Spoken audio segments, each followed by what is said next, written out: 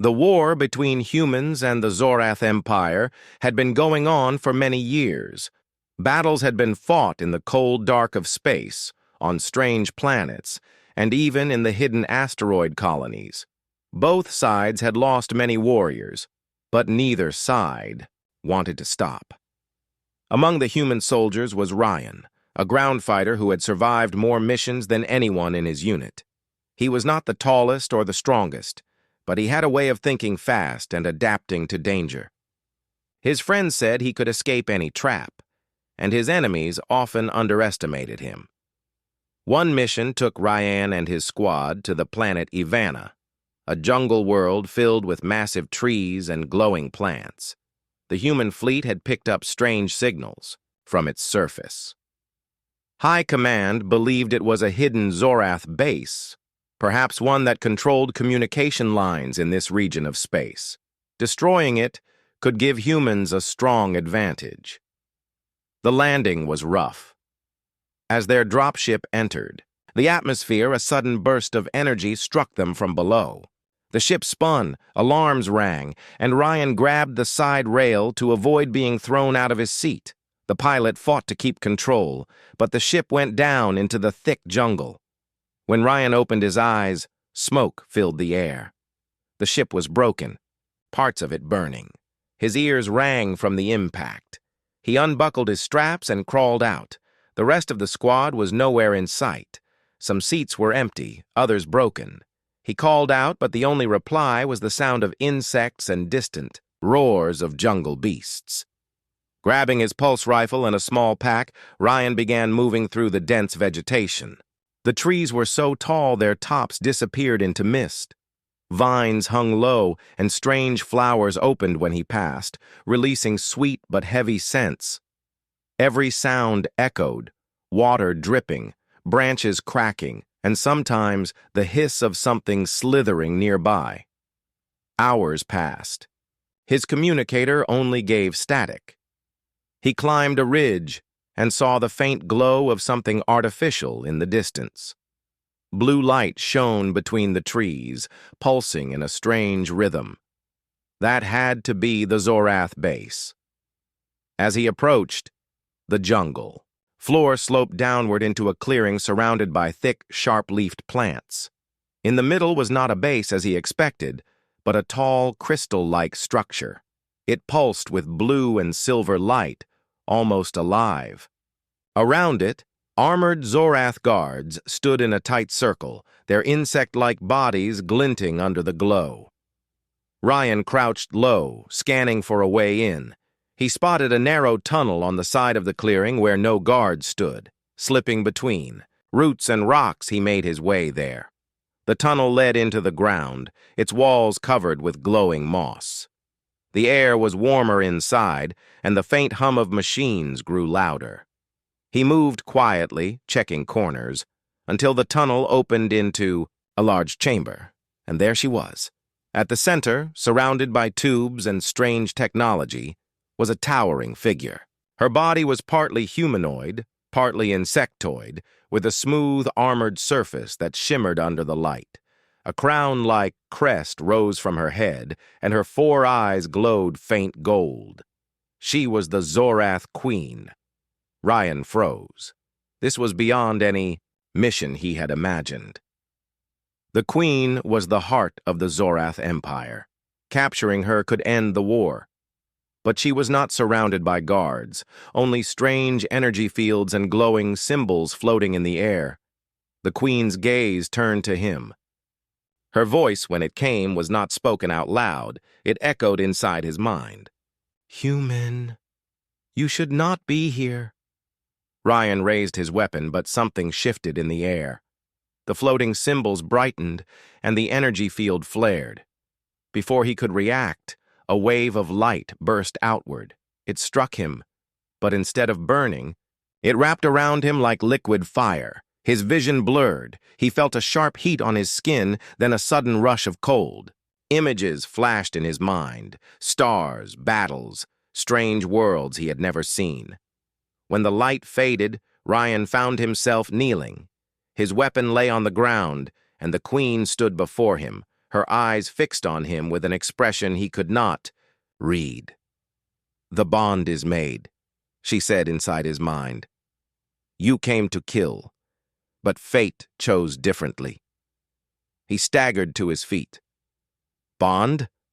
What bond?" She tilted her head as if curious. "You are linked to me now, human. My thoughts can reach you. Your presence feeds my strength, and mine will flow into you. This was not planned, but it cannot be undone." Ryan's heart pounded. This was no ordinary mission anymore. Somehow, in his attempt to sneak in, he had triggered something ancient or powerful. He was now connected to the leader of humanity's greatest enemy. Outside, he heard the distant sound of shouting and weapons firing. The guards had discovered the intruder's path. The Queen looked toward the tunnel entrance. "You cannot escape alone," she said, "and I cannot leave without you now." Ryan took a deep breath. He was trained to fight enemies, not to protect them. But if what she said was true, their fates were now tied together. Footsteps approached fast. Zorath guards were closing in.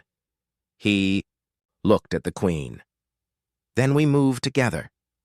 She gave a small nod, her crest glinting in the blue light, and together they slipped into the deeper tunnels, with the enemy closing in from behind.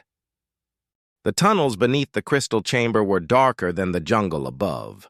The walls shimmered faintly, as if the rock had been touched by light long ago and still remembered it. The air was warm and carried a faint metallic scent.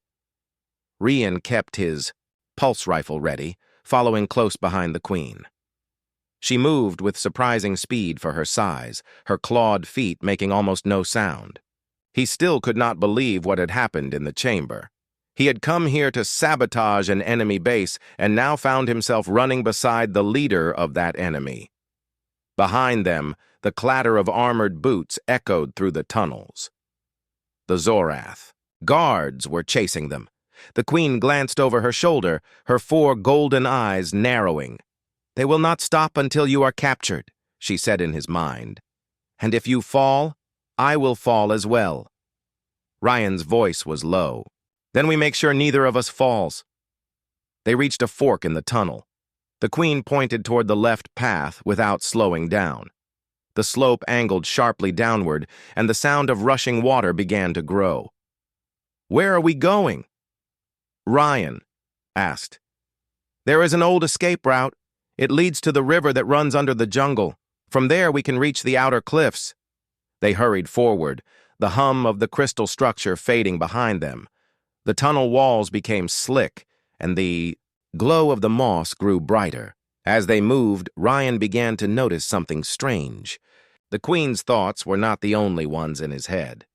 He could feel her emotions, a calm focus, a trace of irritation at the guards, and an odd flicker of curiosity about him. In turn, he sensed she could feel his own urgency and his determination to survive.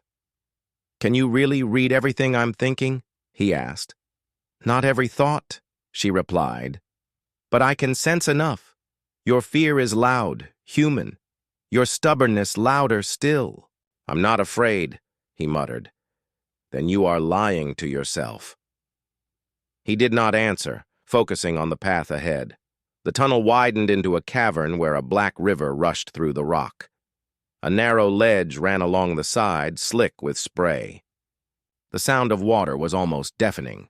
Across the cavern, a large opening showed faint daylight, an exit to the jungle cliffs.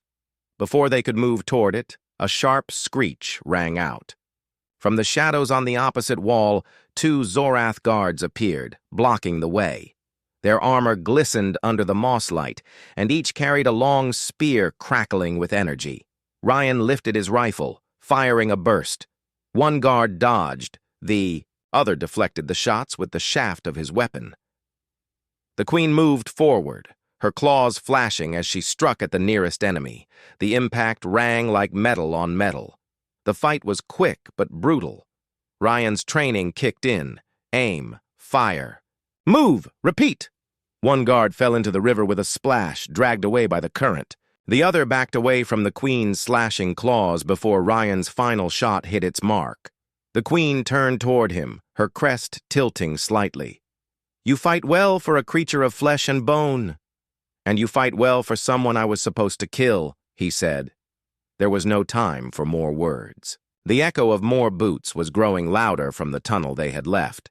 They hurried along the ledge toward the daylight. The ledge ended in a rocky arch where the river spilled into the open air. Far below lay a deep pool surrounded by jagged cliffs and green mist rising from the water. Ryan looked down. "That's a long drop." "It is the only way," the queen said. "The current will take us away from their patrol lines." "Right," Ryan muttered. "Jumping off cliffs with alien queens, just another day in the war." The queen did not wait. She stepped to the edge and leapt, her armored body slicing through the mist. Ryan swore under his breath and followed. The rush of air roared in his ears. Then the shock of cold water closed over him. The river pulled him under before he could take a breath.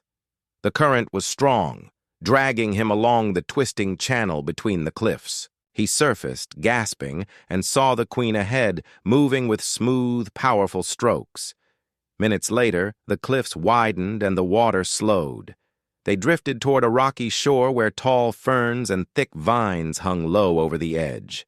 Ryan pulled himself onto the bank, water streaming from his armor. The queen climbed out beside him, her movements fluid despite the heavy plates that covered her body. They stood in silence for a moment, listening to the distant roar of the falls. Finally, Ryan spoke. "So what now? You can't exactly walk into a human camp without getting shot. And I can't exactly walk into a Zorath base without the same thing happening. For now we find shelter," the queen said. "When night comes, we will move toward the mountains. There are places even my kind cannot track easily." Ryan nodded slowly. He still didn't trust her, but the bond between them made it impossible to ignore the strange sense of shared survival. It was as if their lives were tied by an invisible thread. They began walking through the jungle, the sound of the river fading behind them. The queen moved with surprising awareness of the terrain, guiding them around nests of strange insect swarms and away from the shadows where predators waited. At one point, they passed a tree whose trunk was covered with small, glowing orbs.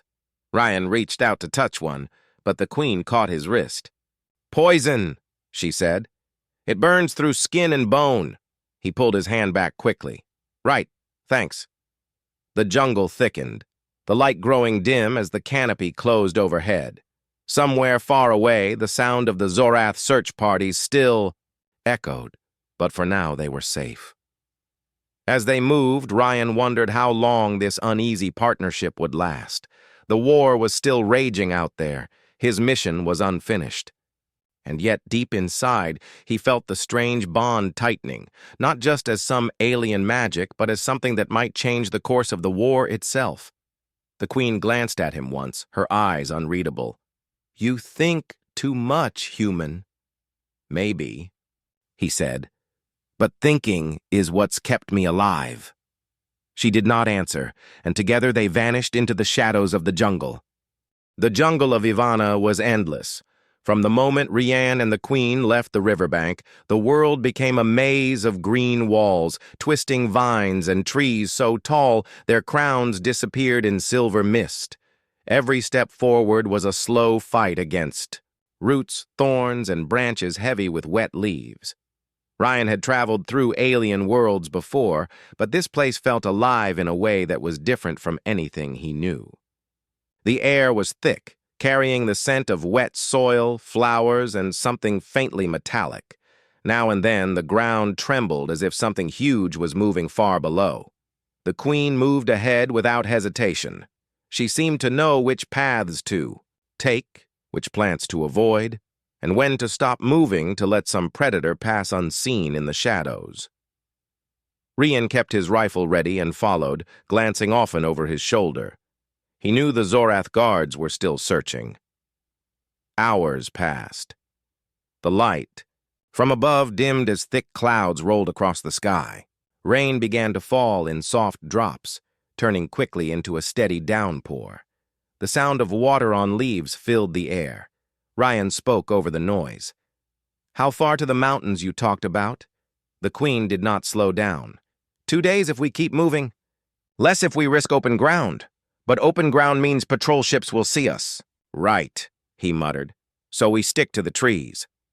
The bond between them was becoming more noticeable. It was not just her voice in his head now. He could sense faint bursts of thought and emotion. When she grew tense, he felt it before she spoke. When he spotted danger, she seemed to notice it at the same instant. It was unsettling, but also strangely useful. They came to a fallen tree, its trunk as wide as a small house. The Queen climbed over it with ease, but Ryan had to pull himself up, boots slipping on wet bark. When he reached the top, he froze. Below, on the other side, was a small clearing where something metallic lay half buried under vines.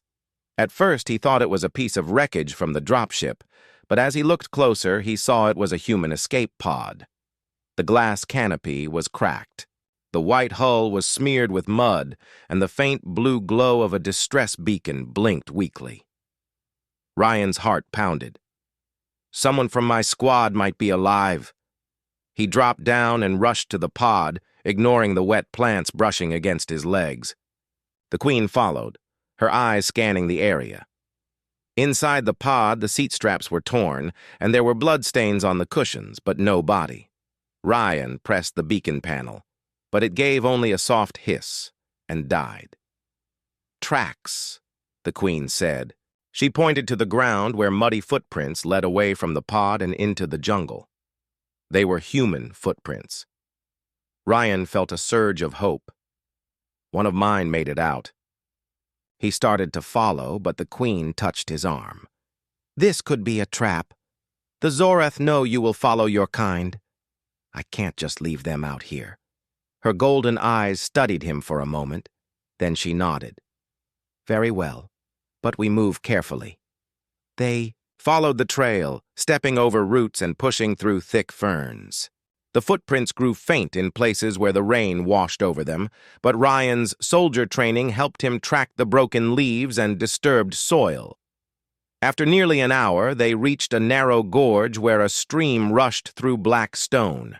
The tracks ended at the water's edge. "Looks like they crossed here," Ryan said. Before the Queen could answer, a sound came from above. A faint hum.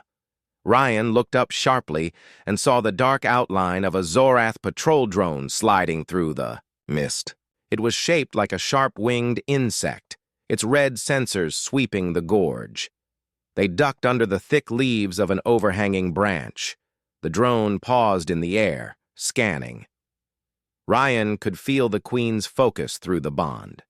She was calm, almost still, but a thin line of tension ran through her thoughts.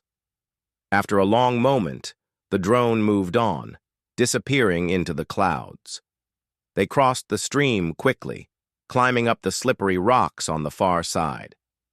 The jungle beyond was quieter. Even the insects seemed to have gone silent. Ryan's steps slowed. "Something's wrong." The Queen's eyes glowed faintly. "Yes, we are being watched." A shadow shifted in the foliage to their right. Ryan swung his rifle toward it, but before he could fire, a net of glowing threads shot out from the bushes, wrapping around him. The net pulsed with energy, sending a jolt through his muscles. He dropped his weapon, teeth clenched against the shock. Figures emerged from the trees, humans in dark armor, their helmets reflecting the faint light. "Hold your fire," one of them said. The voice was familiar. Ryan blinked through the haze of the stun net. "Kara?" The lead soldier stepped closer, pulling off her helmet. It was indeed Kara, one of his squad mates. Her face was streaked with dirt, but her eyes were sharp. "You're alive," she said, relief flashing across her features. Then she noticed the Queen standing behind him, tall and silent. Her expression hardened instantly. "What is that thing doing here?" Ryan tried to speak, but Kara cut him off. We've been tracking you since we picked up your crash site. Do you have any idea what you're standing next to? It's complicated, Ryan said, forcing the words out. We're linked. I can't leave her behind. The Queen's gaze moved over the soldiers without fear. Your weapons will harm me, but they will also harm him. The bond is not a trick. It is real. The humans exchanged uneasy glances. Kara lowered her weapon slightly, but her voice was cold. If that's true, then you've put us all in danger. Command will want to know about this. Ryan felt the Queen's thoughts in his head, sharp, wary, ready to move. He could tell she did not trust the soldiers, and the feeling was mutual. Kara looked back toward the trees. We need to get to our camp before more patrols show up, and she gestured at the Queen, is coming under heavy guard. Ryan picked up his rifle. Fine. But if anything happens to her, you'll have to deal with me too. The Queen said nothing, but through the bond he felt a faint flicker of surprise, almost as if she had not expected him to speak in her defense. The squad moved out, leading them deeper into the jungle. Somewhere far above, the patrol drone's hum returned, this time much closer. The human squad moved through the jungle in tight formation. 2 soldiers walked ahead, scanning the path with rifles ready, while others kept to the sides, watching for movement in the shadows. Kara stayed close to Ryan, her eyes often flicking toward the Queen as if she expected her to attack at any moment. The Queen walked silently, her tall, armored form moving with calm precision. She seemed unbothered by the rifles pointed at her. Through the bond, Ryan felt her awareness stretch out like invisible threads, sensing the soldiers around them, the animals in the trees, even the faint vibration of patrol drones somewhere, above the clouds. Rain still dripped from the high canopy, pattering on leaves and armor.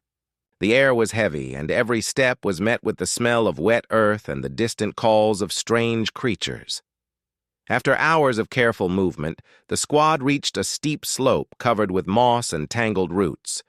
At the top, Ryan saw a faint shimmer in the air, an active camo field. One soldier pressed a control on his wrist, and the shimmer faded, revealing a small fortified camp built into the hillside. The camp was made of camouflaged panels and portable shield generators. Antennas reached upward through gaps in the canopy, sending faint blue pulses.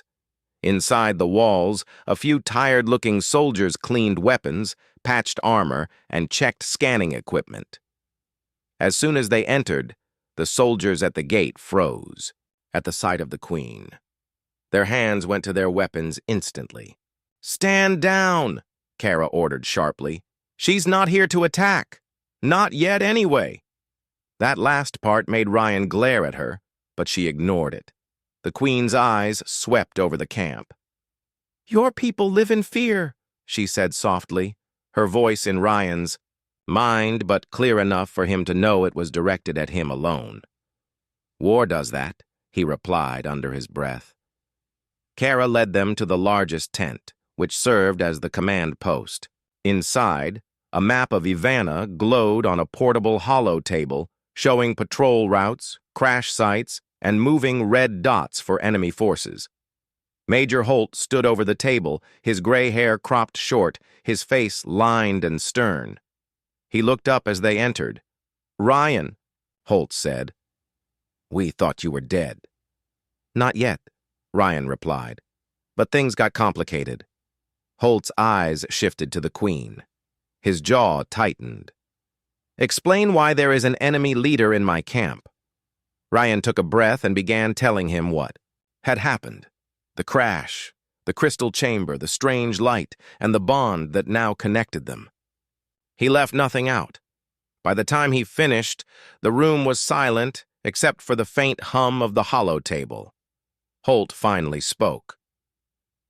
"You're telling me you're linked to her in some way that means if she dies, you die?" "That's what she says," Ryan replied. The Queen met Holt's gaze without fear. "It is not only death we share. Energy, thought, and presence are tied. Separate us by too great a distance and both will weaken. Holt's expression did not change. So you're saying we can't kill you without killing him? That's convenient for you. Convenient or not, the Queen replied calmly. It is truth. Holt turned back to Ryan. Do you trust her? Ryan hesitated. I trust that she doesn't want to die. That's enough for now. Holt didn't look satisfied, but he gave a curt nod. Fine. She stays, for now. But she's under constant watch. If she so much as looks like she's about to harm someone, my men will take the shot and deal with the consequences later. Understood? Ryan didn't like it, but he nodded. The next hours were tense. The Queen was placed in a guarded section of the camp, surrounded by sensor poles and shield emitters that would slow any sudden movement. She did not resist, simply sitting cross-legged on the damp ground, watching the humans work. Ryan visited her after checking his gear. 2 guards stood close, rifles ready. You're just going to sit there? He asked her. For now, she replied. I am learning. Your camp's strength, your camp's weakness. That's not helping your case, he muttered. Understanding is not. Always for attack. Sometimes it is for survival. Before Ryan could respond, an alarm blared through the camp. Soldiers scrambled to positions. Holt's voice came over the comms. All units, enemy force approaching from the north, estimated 20 hostiles, prepare for contact. The guards at the Queen's enclosure shifted nervously, unsure if they should leave their post. Ryan grabbed his rifle. Stay here, he told her. If the camp falls, the bond will pull me into the fight whether you wish it or not, she warned. Minutes later, the first shots echoed through the jungle. Energy bolts lit the shadows between the trees, and the sharp crack of human rifles answered. Ryan joined Kara near the northern wall, firing through the gaps in the shield field. Zorath soldiers in dark armor moved between the trees, their insect-like bodies darting with unnatural speed. Through the bond, Ryan felt the Queen's presence grow sharper. She was standing now, her focus locked on the fight. He didn't know how, but her awareness was feeding into him. He saw movements faster, reacted quicker, and felt bursts of energy in his limbs that pushed away the fatigue. Kara noticed it too. You're faster than I've ever seen you, she said between shots. Don't ask, Ryan muttered, firing again. The attack lasted only 15 minutes before the enemy fell back, leaving several of their dead behind. But the victory was not without cost. 2 humans were wounded and a section of the shield field was damaged. When the fighting was over, Holt gathered the squad leaders in the command tent. The Queen was brought in under guard. This attack wasn't random, Holt said. They were probing our defenses and they knew exactly where to hit us. The Queen's gaze swept over the holomap. They will return, in greater number. Holt folded his arms. And you'd know that because the one who commands them is my second, she replied. He will not stop until I am dead or returned. The tent went silent. Holt looked at Ryan. If she's telling the truth, we've got a major problem. We can't hold this position against a full Zorath assault. We'll need to move, and we'll need her alive.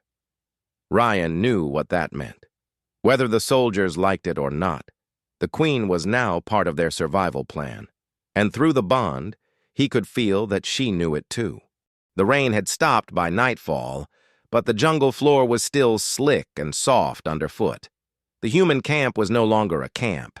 Tents were packed, supplies loaded onto carriers, and shield emitters shut down. Major Holt had given the order. Move, out before the enemy returned in force. The soldiers formed a long, cautious column. At the center was the Queen, still under guard, but now walking alongside Ryan. Her tall, armored frame was easy to see even in the shadows, though her movements made almost no sound. Holt had decided it was safer to keep her in the middle than risk losing her in the dark.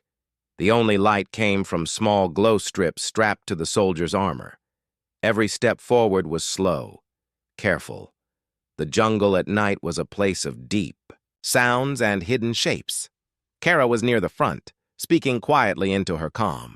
Scouts report movement 2 clicks east. Could be wildlife, could be them, Holt's voice answered. Keep the column tight. We're not splitting up tonight. Ryan adjusted the grip on his rifle. He could feel the Queen's attention on him through the bond. You are tense, she said in his mind. Marching through hostile jungle in the dark will do that, he whispered back. The enemy will not strike yet. They will wait for ground they know better than you. Her certainty was strange, but he found himself believing it. The march went on for hours. The sounds of insects rose and fell like a strange rhythm. Every now and then, something large moved in the distance, breaking branches before fading away. Around midnight, the column reached a narrow ravine where tree roots formed natural bridges over a shallow stream. The air here was cooler, carrying the smell of wet stone. The soldiers began crossing in small groups. Ryan went with the Queen, 2 guards flanking them. Halfway across, a sound cut through the jungle, a deep, rising hiss. The Queen stopped instantly. Not Zorath, she said, her tone sharp. Something worse. From the darkness ahead, shapes began to move. At first, Ryan thought they were shadows. But then the glow strips caught the shine of wet scales. A cluster of long, low creatures slithered forward, their bodies as thick as tree trunks. Their heads were wide, their jaws lined with hooked teeth that glinted in the dim light. The guards raised their weapons, but the Queen stepped in front of them. Your fire will only draw more. These hunt by sound and heat. Ryan's grip tightened on his rifle. Then how do we stop them? We do not stop them. We pass without becoming prey. Her crest shifted slightly, and a low pulse of energy spread out from her body. Ryan felt it through the bond, like a cool wave moving over his skin. The creatures slowed, their heads tilting as if confused. Move, the Queen said quietly. They began to walk forward, every step slow and even. The grates scaled, shapes swayed, their tongues tasting the air, but they did not strike. The pulse from the Queen continued, masking the heat of the humans and muting the sound of their movements.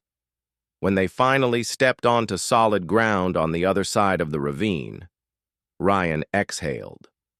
That was close, he muttered. It will not be. The last time, she replied.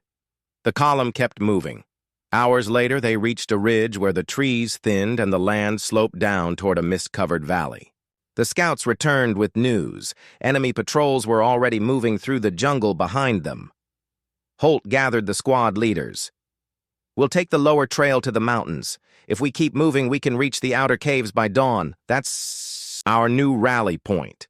The descent into the valley was harder than the climb. The ground was slippery, and the mist made it difficult to see more than a few meters ahead. Twice, soldiers nearly lost their footing on hidden drops. Through it all, the Queen remained calm, her awareness spreading ahead like a silent guide. Several times she warned of unstable ground before anyone stepped on it. Even Holt had to admit her presence was preventing injuries. Near the bottom of the valley, the mist grew thicker. Shapes moved in it, tall, insect-like forms with faint, red eyes, Zorath scouts. The Queen stopped abruptly. They are not here for battle. They are here to watch. Ryan frowned. Watch for what? For the moment when you are weak enough to take. Holt ordered the soldiers into a defensive ring, weapons ready. The scouts did not advance, but their glowing eyes followed every movement. After several tense minutes, the Queen spoke again. I can make them leave, but you will not like how. Holt gave a short nod. Do it. The Queen stepped forward, her crest rising high. A deep vibration rolled from her like the sound of distant thunder. Through the bond, Ryan felt a surge of command, not aimed at him, but at the Zorath. The scouts froze, then bowed their heads slightly before melting back into the mist. Kara stared. What just happened? She outranks them. Ryan said quietly. The rest of the march was quiet, though the tension never faded. The soldiers knew the enemy was close and would not give up the hunt. By the time they reached the base of the mountains, the first light of dawn was touching the sky. The outer caves were hidden behind a curtain of vines, their entrances narrow and dark. The soldiers moved inside quickly, setting up shield emitters and motion sensors. Holt gave orders for short rest before the next move deeper into the mountains. Ryan sat against the stone wall, exhaustion settling into his muscles. The Queen stood nearby, her eyes scanning the cave as if measuring its strength. "You still do not trust me," she said in his mind. "Not completely," he admitted. "But I can't deny you kept us alive tonight." "Survival is now the same for both of us," she replied. "That is the bond's truth." Ryan closed his eyes, unsure if that truth was a curse or a blessing. The night on the alien homeworld was unlike any night Ryan had seen before. The twin moons hung low in the sky, casting silver light over the sprawling alien city. From the highest tower of the palace, the streets below looked calm, but Ryan knew it was only the silence before something big. The Queen stood beside him, her tall figure straight and strong. Her eyes scanned the horizon where dark shapes were slowly gathering. She spoke in a steady voice. "We have 2 days, maybe less, before the enemy fleet arrives." Ryan tightened his grip on the railing. "Then we prepare now. We can't let them take this world." Over the last weeks, Ryan and the Queen had built an uneasy but growing trust. He had taught her soldiers human tactics, and she had given him insight into her people's advanced technology. Together, they had stopped several enemy scouts from reaching the city. But now, the real danger was coming. In the war room, Alien, commanders surrounded a large glowing table that projected a map of the region.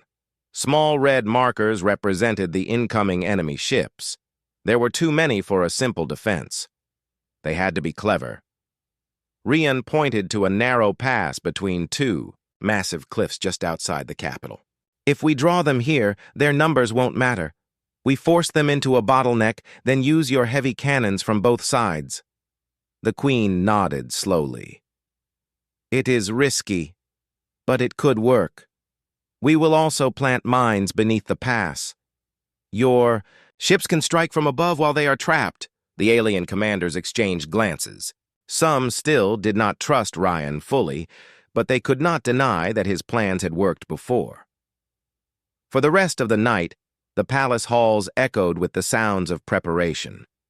Soldiers trained in the courtyards, engineers worked in the hangars, and the Queen herself oversaw the construction of energy shields around the most vulnerable parts of the city. Ryan worked side by side with them, moving crates of supplies, checking weapon systems, and ensuring every soldier understood the plan.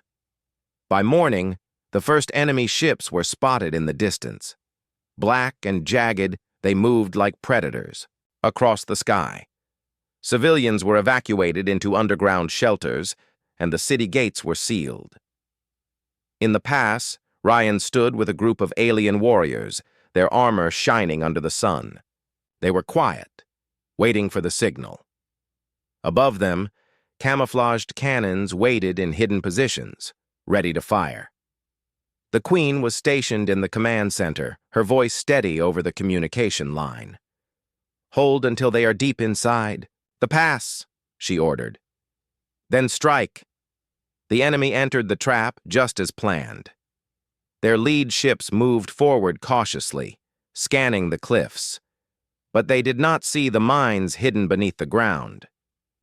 At the right moment, Ryan gave the order. A loud explosion ripped through the air as the mines went off. The pass shook and enemy ships stumbled in formation. At that instant, the cannons roared from both sides, sending waves of fire into the narrow path. The enemy tried to retreat, but their ships were blocked by their own reinforcements pushing forward. Smoke filled the pass, and debris rained from the sky. Ryan and the alien warriors charged forward, using small portable shields to protect themselves from return fire. They moved fast, striking at exposed enemy engines and disabling their weapons. For hours, the battle raged. The air was thick with heat and sound. Ryan's arms ached from holding his rifle, but he kept going. Every moment they held the pass was another moment the city remained safe. Finally, as the suns began to set, the last enemy ship in the pass was destroyed. The surviving attackers fled into the sky, retreating toward the outer edges of the system. The pass was littered with wreckage, but the capital behind them was untouched. Ryan leaned against a rock, breathing heavily. The Queen's voice came over the communicator. "We have won this day, but I fear the war is far from over." He looked at the burning horizon and nodded, even though she could not see him. "Then we'll be ready for the next fight." That night, the city celebrated. Fires were lit in the great plazas, music echoed through the streets, and food was shared among soldiers and civilians alike. The Queen stood before her people, praising their bravery. When she spoke of Ryan, her voice carried a warmth that had not been there before. But in the shadows of the city, Ryan noticed a small, dark drone, its red eye glowing as it slipped away into the night. He knew it was a scout from the enemy, carrying news of their defeat back to their leaders, and he knew the next battle would be even harder. The battle at the mountain pass had changed everything. The city below the Twin Moons was alive with hope, and the bond between Ryan and the Queen had grown stronger. But the war was not yet over. Days after the victory, the enemy fleet gathered, once more larger and more determined. Their ships blocked the skies, casting shadows over the alien world. The Queen stood with Ryan on the palace balcony, watching the dark shapes move. "We will face them again," she said softly. "But this time, we are not alone." Ryan looked at her and smiled. "Together, we are stronger." The alliance between humans and the alien people had begun to change both sides. The soldiers trained side by side, sharing tactics and stories. Scientists worked together to improve technology, combining human innovation with alien energy sources. In the heart of the city, the Queen spoke to her people. Her voice carried across the plazas, filled with pride and determination. "We fight not just for survival, but for a future where our worlds can live in peace." Ryan felt the weight of those words. He had started as a warrior caught in a strange war, but now he saw the possibility of something more. The enemy attack came at dawn. The skies erupted in fire and thunder as the fleets clashed. Ryan stood among the front lines, fighting alongside alien warriors. The bond with the Queen gave him strength and sharp reflexes, allowing him to react faster than ever before. Despite their numbers, the enemy was pushed back. The combination of human courage and alien technology created a force the enemy had not expected. Ships that once seemed unstoppable now fell under focused attacks. Hours passed, and the battle shifted to the ground. Ryan led a squad through the ruined streets, clearing enemy forces and securing key positions. The Queen was near, her presence a shield around the fighters. Finally, the enemy command ship was destroyed, its engines exploding in a burst of light. The remaining enemy ships fled into space, leaving the skies clear once again. The city erupted in cheers. People poured into the streets celebrating the hard-won victory. Ryan and the Queen stood side by side, knowing the cost, but also the promise of a new beginning. As peace settled, leaders from both worlds met to discuss a future of cooperation. Trade routes were opened, and cultural exchanges began. The bond between Ryan and the Queen became a symbol of unity and hope. Ryan looked at the Queen and said, "We started this by accident, but maybe it was meant to be." She smiled, her eyes bright. "Together, we have shown that even the greatest differences can become the strongest bonds." The Twin Moons shone over the city, lighting the path toward a future where humans and aliens could stand together, not as enemies but as friends and allies.